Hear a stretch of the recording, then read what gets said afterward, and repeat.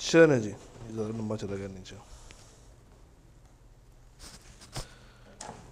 Sir कल हम लोगों ने क्या बातें की थी, कुछ कुछ बातें याद हैं? हमने कल एक ओवरऑल बेसिस के ऊपर ओरिएंटेशन की थी, जिसमें हम लोगों ने समझा था कि what actually is business law, और हम लोगों ने कहा था कि बिजनेस लॉ के अंदर कौन कौन से की एरियाज़ हैं, आई कैप की ग्रिड उसके ऊपर क्या बात करती है, कितने चैप्टर्स हैं, क्या सिलेबस है, कैसे इसको हम लोगों ने कवर करना है, ये सारी बातें कल हम लोगों ने की थी। आप कल की क्लास में मौजूद नहीं थे, और मुझे ये बताइए आपका बिल ऑफ फर्स्ट टाइम है, इससे बजट दिया है, कितने पे रह गया? 42 पे रह गया। और क्यों लगता है कि ये पेपर क्यों फेल हुआ? कोई आइडिया नहीं है। फिर भी कोई तो रीज़न होगी जो माइंड में आती है कि यार अगर मैं ये कर लेता तो शायद मेरा पेपर पास हो जाता।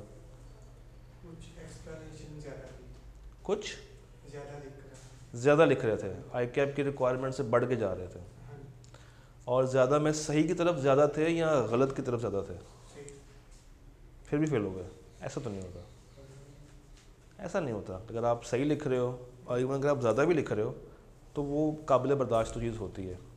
इसका मतलब है कि 42 कहीं ना कहीं राइटिंग में मार खाई है, जो चीज़ ईज़िली आप बता सकते थे वो आपने उस तरीके से प्रेजेंट नहीं की, और कहीं ना कहीं सवाल की रिक्वायरमेंट पकड़ने में मसला हुआ है हमें, ठीक है। और कुछ कंसेप्चुअल वीकनेस भी मुझे नज़र आ रही है। चैप्टर्स पूरे तैयार किए थे, कोई स्किप किया था? कोई स्किप किया था चैप्टर? सारा तैयार किए थे, ठीक है।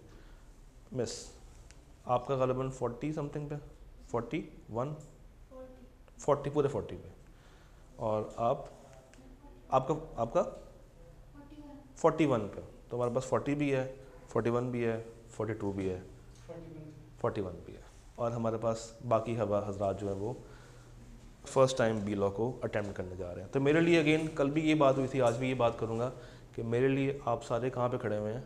0 पे। मेरे लिए कोई 40 नहीं है, कोई 41 नहीं है, कोई 48 भी नहीं है, सारे कहाँ पे हैं? नील। और हमने फ्रॉम स्क्रैच इस चीज़ को शुरू करना है। तैयार है? पक्की बात है? नियत कर ली है, पेपर पास करना है, शुरू करते हैं। सर हम लोगों ने पढ़ना क्या है? कॉन्ट्रैक्ट एक्ट, और कॉन्ट्रैक्ट एक्ट के अंदर हमारे पास कितने चैप्टर्स थे हैदर भाई? 2 से लेके 10 तक। और कितने चैप्टर्स बनते हैं? 9 या 8? 8 कैसे कहा आपने? 8 कैसे कहे आपने? किया 10 - 2 = 8, ऐसे किया था ना, तो 2 को भी काउंट करना होता है बीच में। तो हमारे पास चैप्टर्स कितने हैं? 9। और 9 में से सबसे जो पहला एरिया है जो हम स्टार्ट करने वाले हैं, that is chapter number 2, offer, acceptance and revocation. इस चैप्टर की खासियत ये है कि ये आपको 2 वैलिड एसेंशियल्स के ऊपर बात करता है, एक ऑफ़र और एक एक्सेप्टेंस। फिर ऑफ़र और एक्सेप्टेंस किस किस तरह से की जाती है, ये कैसे कैसे रिवोक कर सकते हैं, ये सारी कहानी चैप्टर 2 डील करता है। आई कैप एग्ज़ाम पॉइंट ऑफ व्यू से ये चैप्टर इम्पॉर्टेंट है। अक्सर बेशतर आई कैप इस चैप्टर से सवाल निकाल के बच्चों को परेशान कर रहा होता है।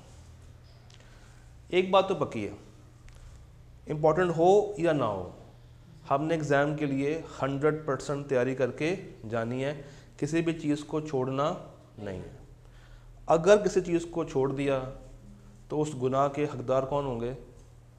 आप लोग, जो छोड़ के जाएगा वो। Chapter 2, offer, acceptance, revocation. हम लोगों ने क्या पढ़ना है? Contract act. वर्ड क्या है? कॉन्ट्रैक्ट। मगर ये कॉन्ट्रैक्ट का वर्ड दूर का है, थोड़ा दूर है हमसे।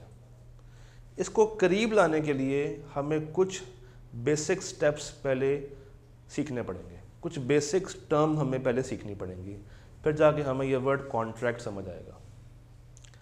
सबसे पहली टर्म होती है प्रोपोजल। सबसे पहली टर्म क्या होती है? Proposal. PROPOSAL, proposal. Basically proposal क्या है, जब एक बंदा ये ख्वाहिश जाहिर करे कि उसने दूसरी पार्टी को कॉन्ट्रैक्ट में उतारना है, मैं ये चाहता हूँ कि आप मेरे साथ कॉन्ट्रैक्ट करें, मेरे पास ये मार्कर्स हैं बल्क क्वांटिटी में, लेट से मेरे पास इस तरह के 100 मार्कर्स हैं, मैं चाहता हूँ कि आप मेरे से ये मार्कर्स परचेज करें, मैं आपके पास चल के आऊँगा या आप मेरे पास चल के आएंगे, बताएं।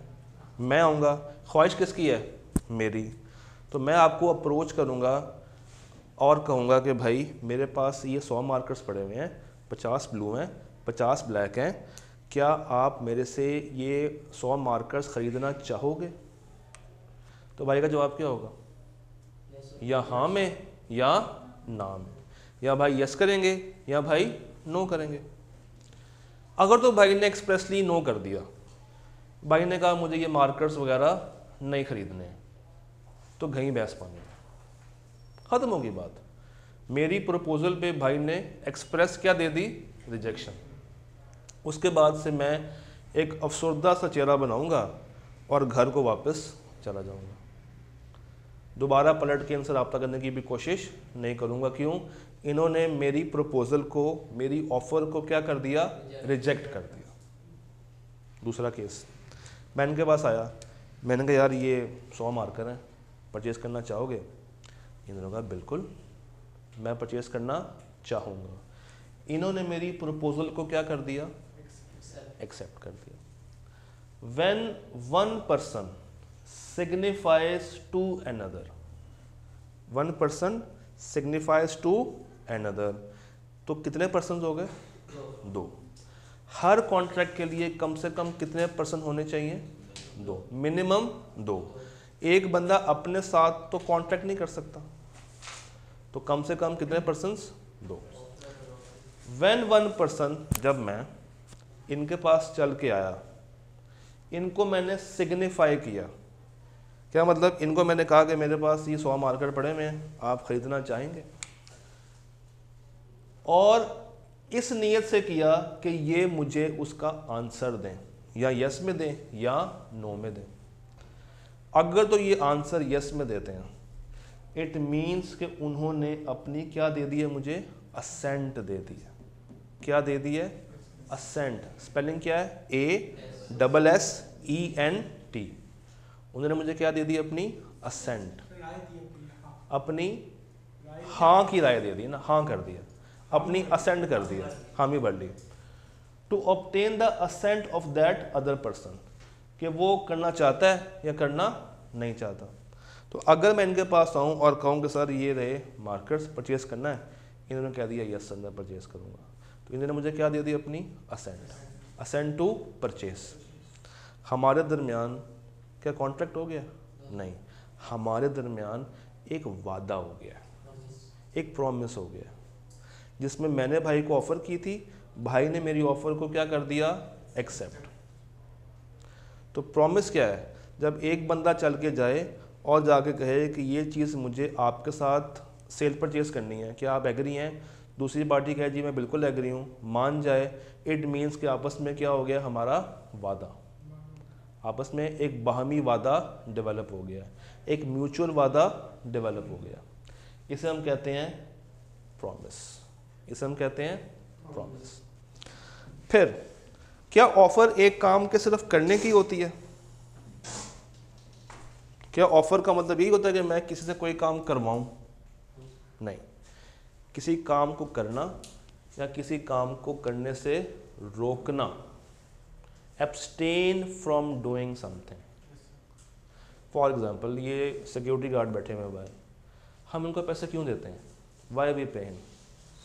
ताकि वो रात जागें, अपनी नींद कुर्बान करें, सोए ना, इसलिए हम उनको क्या पे करते हैं? पैसे। बेसिकली हमने उनको अप्रोच किया, हमें उनकी ज़रूरत थी, हम उनके पास गए एक ऑफ़र लेके, एक प्रपोज़ल लेके कि भाई हम तुम्हें पैसे पे करेंगे, तुमने एब्सटेन फ्रॉम स्लीप करना, तुमने सोना नहीं है, तुमने सोना नहीं है, और उस चीज़ के वो पैसे हमसे ले रहा है। किस चीज़ के? ना सोने के। किस चीज़ के? ना सोने के। तो offer can be an act for doing something और it can be an act from abstinence, किसी काम को करना या किसी काम को होने से रोकना। ऑफर दोनों की जा सकती है, प्रपोजल दोनों की दी जा सकती है। अब पढ़ते हैं। When one person signifies to another, जब मैंने सिग्निफाई किया इनको, his willingness to do something, क्या थी? मार्कर बेचना, और abstain from doing something with a view, इस नियत के साथ कि मैंने इन भाई की obtain करनी थी क्या? assent। और assent किस चीज़ की? किसी काम को करने की या किसी काम से बाज रहने की। I am set to making a proposal, मैंने क्या किया? इनको प्रपोजल दिया। लिख लें, प्रपोजल का दूसरा नाम क्या है? ऑफर। प्रपोजल का दूसरा नाम क्या है हमारे पास? ऑफर।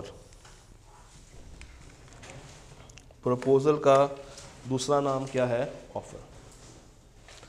तो अगर मैंने इन भाई को सिग्निफाई किया है कि मैं कुछ आपके लिए करना चाहता हूँ और ये भाई उस बात पे एग्री हो जाएं, इट मीन्स कि उन्होंने मेरी बात को कबूल कर लिया, मेरे ऑफ़र को एक्सेप्ट कर लिया। तो क्या बन जाएगी ये? प्रॉमिस। क्या बन जाएगा ये? प्रॉमिस। इसका मतलब है कि जब प्रॉमिस हुआ तो एक बंदे ने प्रपोजल दी होगी और एक ने वो प्रपोजल एक्सेप्ट की होगी। तो जो दे रहा है प्रपोजल वो कौन है आपका? प्रॉमिजर। वो कौन है आपका? प्रॉमिजर। OR, PROMISOR। और जिसने कबूल कर ली वो कौन है? प्रॉमिजी। PROMISEE। तो बाकी सारे स्पेलिंग वही हैं। जो मेक कर रहा है, जो आगे बढ़ के अपनी विलिंगनेस शो कर रहा है, वो क्या है? प्रॉमिजर। जिसने कबूल कर लिया वो क्या है? मेरा प्रॉमिजी। वो प्रॉमिजर है। और जिसने हामी भर ली वो कौन है? प्रॉमिजी। प्रॉमिस का आपको मैंने बताया कि एक और नाम भी है, ऑफर। तो जो प्रपोजल दे रहा है वो कौन है? ऑफरर। और जो उसको एक्सेप्ट कर रहा है वो कौन है? ऑफरी। तो प्रपोजल का दूसरा नाम क्या है? ऑफर। जो ऑफर दे रहा है वो कौन है? ऑफरर या प्रॉमिजर। और जिसने कबूल कर ली वो कौन बन गया? प्रॉमिजी या ऑफरी। यहाँ तक बात समझ आ गई? पक्की बात है। लिख लें, एक इक्वेशन लिख लें। इक्वेशन है हमारे पास offer plus acceptance is equal to what? Promise. Offer जमा एक्सेप्टेंस क्या बन जाती है? प्रॉमिस। और ऑफर कौन देता है? ऑफरर। एक्सेप्टेंस कौन देता है? ऑफरी। एक ऑफरर है, एक ऑफरी है। एक ऑफरर है और एक ऑफरी है। हमें यहां तक बात समझ आई। कॉन्ट्रैक्ट का वर्ड समझने के लिए पहले हमें प्रॉमिस का वर्ड समझना ज़रूरी है। प्रॉमिस क्या है? एक बंदा ऑफर दे रहा है और दूसरी पार्टी उसको कबूल कर रही है। क्या बन जाएगा? ये प्रॉमिस बन जाएगा। अच्छा, फिर एग्रीमेंट किसे कहते हैं? What is an agreement? ये इससे नेक्स्ट स्टेज है। एग्रीमेंट बेसिकली होता ये है कि मैंने जब इनको अप्रोच किया और कहा कि क्या आपने ये मार्केट्स बाय करने हैं, इसका मतलब है कि इनको कुछ मिलेगा। क्या मिलेगा? मार्कर्स। क्या इन रिटर्न मुझे कुछ मिलेगा? पैसे मिलेंगे, बेनिफिट मिलेगा, मुझे वैल्यू मिलेगी, मुझे आपकी तरफ से कंसिडरेशन मिलेगी। मुझे क्या मिलेगा इनकी तरफ से? कंसिडरेशन। मेरे लिए कंसिडरेशन क्या है? पैसे। इनके लिए कंसिडरेशन क्या है? मार्कर। मार्कर। मेरा इंटरेस्ट पैसों में है, इनका इंटरेस्ट किस में है? मार्कर में। तो मेरे लिए कंसिडरेशन क्या है? पैसे। आपके लिए क्या है? मार्कर। हर वो प्रॉमिस जिसमें दोनों तरफ कंसिडरेशन पाई जाए, हर वो प्रॉमिस जिसमें दोनों तरफ कंसिडरेशन पाई जाए, इसको हम कहते हैं एग्रीमेंट। इसको हम कहते हैं एग्रीमेंट। इसको हम कहते हैं एग्रीमेंट। क्या कहते हैं? एग्रीमेंट। तो अगर मुझे इस प्रॉमिस में कंसिडरेशन ऐड करनी पड़े तो ये क्या बन जाएगा? ये बन जाएगा एक अदद एग्रीमेंट। प्रॉमिस जमा consideration is equal to an agreement. Consideration क्या है? वो वैल्यू, वो बेनिफिट जो कि एक पार्टी दूसरे को देती है और दूसरी पार्टी इन रिटर्न पहले को दे रही होती है। फिर कुछ प्रॉमिस होते हैं सोशल प्रॉमिस, समाजी, दोस्ती यारी के। जिस तरह आपने इनको कहा कि चलाओ समोसे खाने चलते हैं, इन्होंने कहा ठीक है, क्लास के बाद चलते हैं। क्लास के बाद इनको एक दोस्त की कॉल आ गई, आप इनको ढूंढते रहे, ये गायब, ये मिले ही नहीं।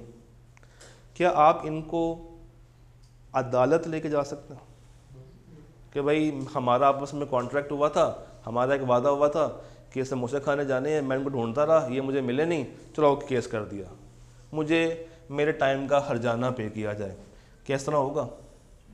इस तरह नहीं होगा। क्यों? ये एक सोशल वादा है, एक समाजी वादा है, एक दोस्ती यारी का वादा है। हर प्रॉमिस या हर एग्रीमेंट इन्फोर्सेबल बाय लॉ नहीं होता। हर एग्रीमेंट इन्फोर्सेबल बाय लॉ नहीं होता। मगर वो एग्रीमेंट जो कि इन्फोर्सेबल बाय लॉ हो जाए उसको हम क्या कहते हैं? कॉन्ट्रैक्ट। उसको हम क्या कहते हैं? कॉन्ट्रैक्ट।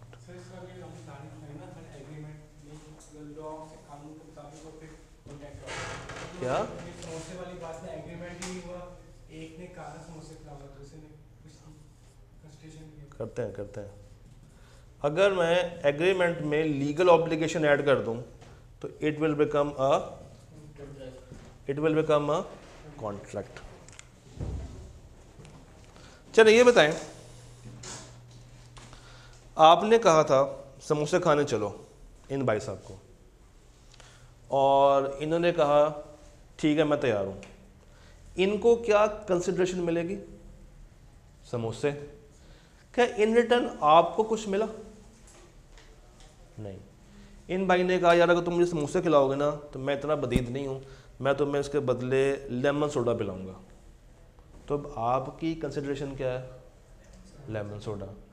दो पार्टीज हैं, आपने ऑफर दी, इन्होंने कबूल कर ली, दोनों को क्या मिल रही है? कंसिडरेशन। मौके पे ये फरार हो गए, मौके पे ये भाई फरार हो गए।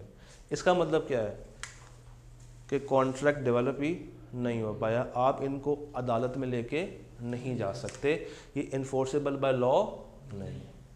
यहाँ तक बात समझ आ रही है? अच्छा, कब एक चीज़ इन्फोर्सेबल बाय लॉ बनेगी आपके नज़दीक? आपसे स्टार्ट करते हैं। कब मैं कहूँगा कि ये चीज़ इन्फोर्सेबल बाय लॉ है? ऐसा कब होगा? कब मैं ये कह सकता हूँ कि ये चीज़ इन्फोर्सेबल बाय लॉ है? कानून कब उस चीज़ को मानेगा और अडॉप्ट करेगा? सर जब हमने कॉन्ट्रैक्ट किया एक दूसरे तो हमने कॉन्ट्रैक्ट वगैरह हो गया चीज़ें। किस पे हुआ कॉन्ट्रैक्ट? किस पे हुआ होगा कॉन्ट्रैक्ट? ज़बानी हुआ होगा?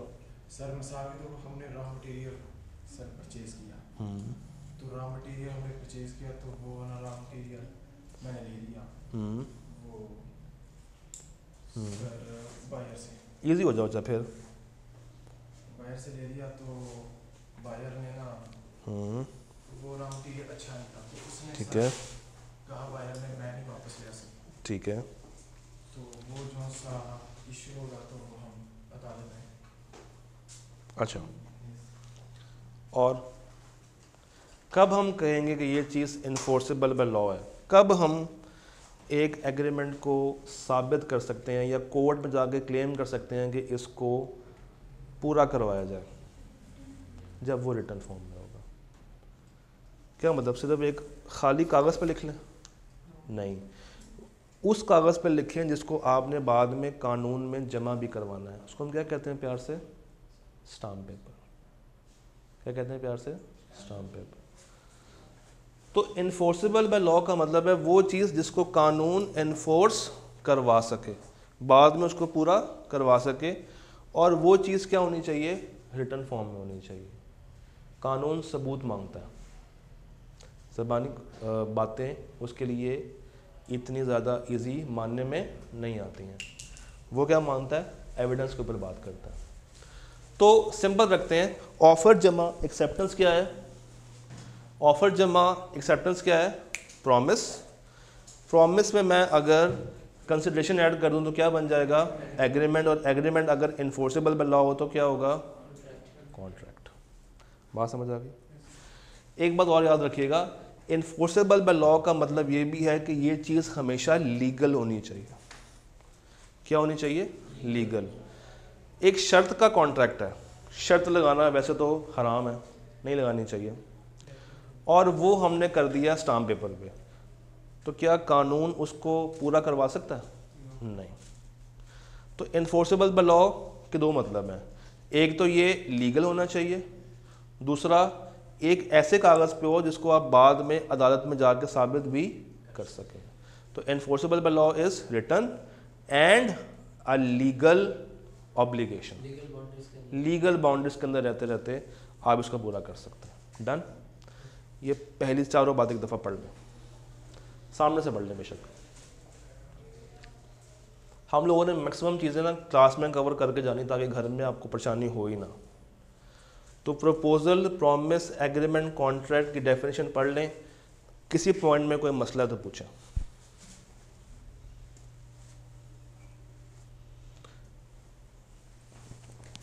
किसी पॉइंट में कोई सवाल हो तो पूछें।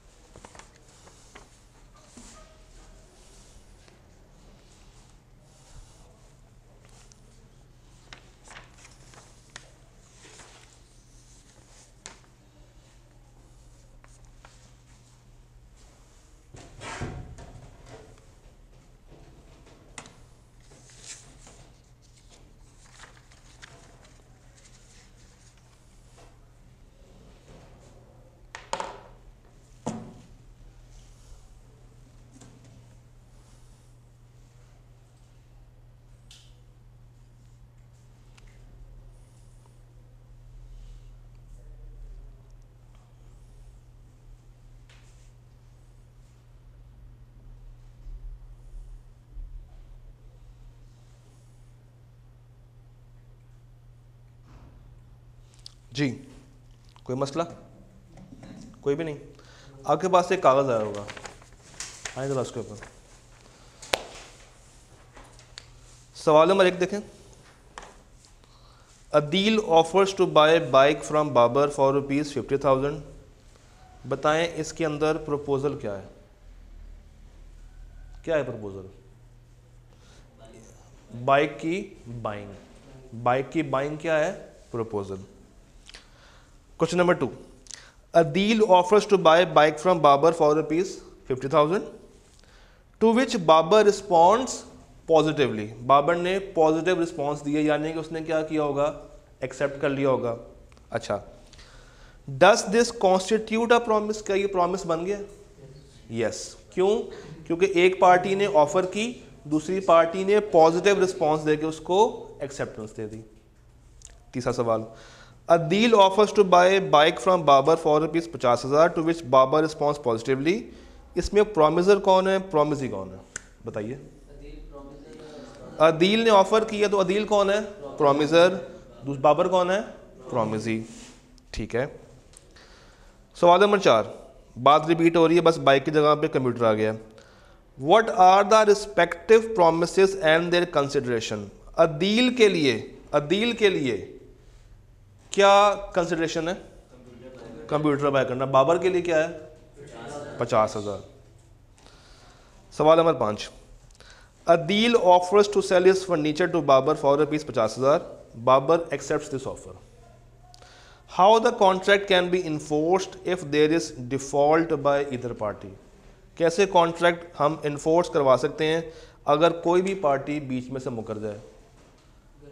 अगर रिटर्न होगा, स्टाम्प पेपर पे होगा, और अगर लीगल होगा तो हम अदालत में जाके उसको इन्फोर्स करवा सकते हैं, चाहे कोई भी पार्टी बैकआउट कर जाए। अदील करेगा तो बाबर जाएगा, बाबर करेगा तो अदील जाएगा। सवाल नंबर 6, ये ज़रा आप लोगों ने करना, बताएं।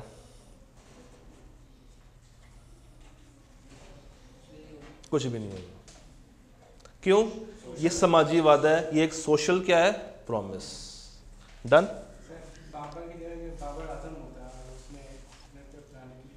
वाह,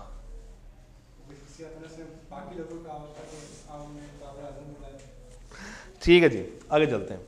ये इक्वेशन अब आपको क्लियर होनी चाहिए। ऑफर जमा एक्सेप्टेंस क्या बनता है, प्रॉमिस। प्रॉमिस में ऐड कर दूं कंसिडरेशन तो क्या बन जाएगा, एग्रीमेंट। और एग्रीमेंट अगर इन्फोर्सेबल बाय लॉ हो तो क्या बन जाएगा, कॉन्ट्रैक्ट। यहाँ तक क्लियर है? पक्की बात है, चीज़ें आसान लग रही हैं, कोई मुश्किल बात तो नहीं की अभी तक, पक्की बात है। आगे चलते हैं। वो कहते हैं parties to an agreement must be bound to perform their promises. कौन बाउंड करेगा उसको? कोर्ट, अदालत बाउंड करेगी। और वो कब बाउंड करेगी? जब वो एग्रीमेंट क्या होगा, इन्फोर्सेबल बाय लॉ। और अगर कोई पार्टी डिफॉल्ट करे, डिफॉल्ट कहते हैं अगर कोई पार्टी हेरा फेरी कर दे, बैकआउट हो जाए, अपना वादा पूरा ना करे, उसे कहते हैं इस पार्टी ने क्या कर दिया है, डिफॉल्ट कर दिया है। अगर कोई भी पार्टी बीच में डिफॉल्ट करे तो जो दूसरी पार्टी है वो उसके खिलाफ अदालत में जा सकती है, मगर कब जाएगी, जब वो चीज़ लीगल होगी और उसके पास इन्फोर्सेबिलिटी का कागज़ मौजूद होगा। सर ऐसा भी तो हो सकता है अगर एक ऑफर दूसरे को ऑफर ये करे कि ये ऑफर है और आप इसे इतनी देर तक एक्सेप्ट करोगे, ये भी होता है, ये भी होता है। ये हमारा कल वाली कहानी है। अपने सवाल को थोड़ा सा लिख लो, कल पूछ लेना। डन? याद रहेगा?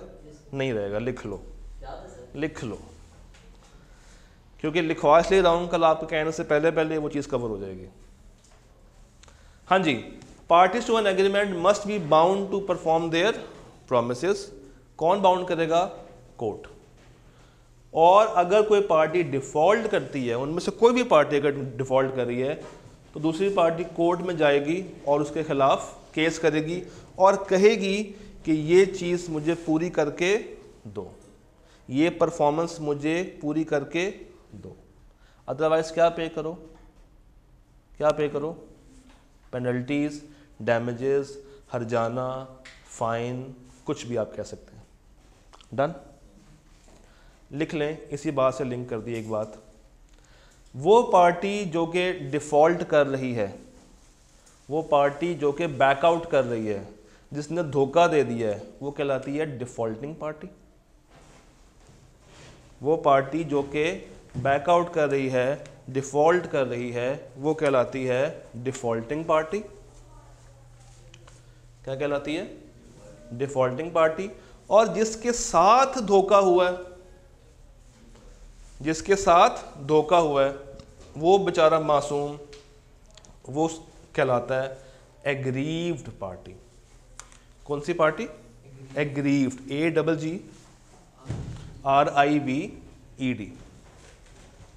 AGGRIVED, aggrieved party. जिसके साथ धोखा हुआ है वो कौन है? Aggrieved party. जिसने धोखा दिया है वो कौन है? Defaulting party. जिसने धोखा दिया वो कौन है? Defaulting party. अब ऑफर और एक्सेप्टेंस डिफरेंट तरीकों से की जा सकती है। फॉर एग्जांपल मैं आपसे कहता हूं कि मैं जा रहा हूं सड़क पे और ये चले, मैं गाड़ी पे हूँ और इशारा बंद हुआ हुआ है। एकदम से गाड़ी के शीशे पे एक बच्चा आता है और आके गाड़ी का शीशा साफ करना शुरू कर देता है। उसने मुझसे कुछ नहीं कहा, मगर वो गाड़ी का शीशा क्या कर रहा है? साफ कर रहा है। वो अपने एक्शंस के थ्रू मुझे कुछ बताना चाह रहा है। क्या? कि क्या मैं तुम्हारी गाड़ी का शीशा साफ कर सकता हूँ? और मैं बैठा हूँ गाड़ी के अंदर, शीशे बंद हैं, और मैंने उसको ऐसे कर दिया या ऐसे कर दिया, इसका मतलब क्या है कि मैंने उसकी ऑफ़र को कबूल कर लिया, एक्सेप्ट कर लिया। क्या उसने कुछ बोला? क्या मैंने कुछ बोला? नहीं। अगर हम लिख के या बोल के कोई ऑफ़र या एक्सेप्टेंस नहीं कर रहे हैं तो ये चीज़ कहलाती है इम्प्लाइड। क्या कहलाती है? इम्प्लाइड। ये होती है बाय एक्शंस, ये होती है बाय एक्शंस। और अगर कोई चीज़ बोल के हो, लिख के हो, तो वो होती है एक्सप्रेस। वो होती है जनाब एक्सप्रेस। एक्सप्रेस क्या है? अगर प्रपोजल या एक्सेप्टेंस को मैं दूं इन वर्ड्स, अल्फाज, वो अल्फाज ज़बानी भी हो सकते हैं या रिटन भी हो सकते हैं। और इम्प्लाइड क्या है? अदरवाइज, उससे हट के। तो उससे हट के क्या होगा? एक्शंस। रिटन ओरल क्या है? एक्सप्रेस। उससे हट के कुछ भी हो, वो नॉर्मली एक्शंस ही होते हैं, तो वो क्या कहलाएगा? इम्प्लाइड। वो क्या कहलाएगा? इम्प्लाइड। याद है? क्लियर है? बुक है आपके पास? चैप्टर 2 का फर्स्ट पेज खोलें जाके। चैप्टर 2 का फर्स्ट पेज खोलिएगा। है? खोलिए, चलें देखें। जितना हम लोगों ने पढ़ा, क्या पूरा का पूरा फर्स्ट पेज पे आ रहा है? इससे आगे तो नहीं जा रहा। आज हम लोगों ने इतना ही पढ़ना, बस इतना पढ़ लेंगे, सुकून आ जाएगा। मैंने क्या कहा था, 1 पेज या 1.5 पेज से ऊपर हम लोग नहीं जाएंगे, बहुत ही मैक्सिमम गए तो 2 पेज। अब आए वापस इस पे, सवाल नंबर 7 पे आए। Adil offers on telephone to sell his car to Babar for certain sum and Babar in reply informs Adil that he accepts the offer. ये एक्सप्रेस है या इम्प्लाइड है? ये एक्सप्रेस है। और नीचे वाला क्या हो रहा? शू शाइनर वाला, ये इम्प्लाइड है। एक बंदा ऑटोमेटिकली आके आपके जूते साफ करना शुरू कर दे, ना आपने कुछ बोला ना उसने कुछ बोला, उसकी ऑफ़र क्या है? इम्प्लाइड। अगर मैं उसकी ऑफ़र को जवाब दूं बोल के, तो ऑफ़र क्या होगी? इम्प्लाइड। मगर एक्सेप्टेंस क्या होगी? एक्सप्रेस। तो ये दोनों वे मूव कर सकते हैं, दोनों इम्प्लाइड भी हो सकती हैं, दोनों एक्सप्रेस भी हो सकती हैं, या इनमें से कोई भी इम्प्लाइड और एक्सप्रेस हो सकती है। कोई भी कम्बिनेशन इसमें से बन सकता है। डन? पहला पेज तैयार कर लेंगे, पक्की बात है? परेशान तो नहीं होंगे? कोई सवाल, कोई मसला, कोई परेशानी? डन? आज के लिए इतना ही।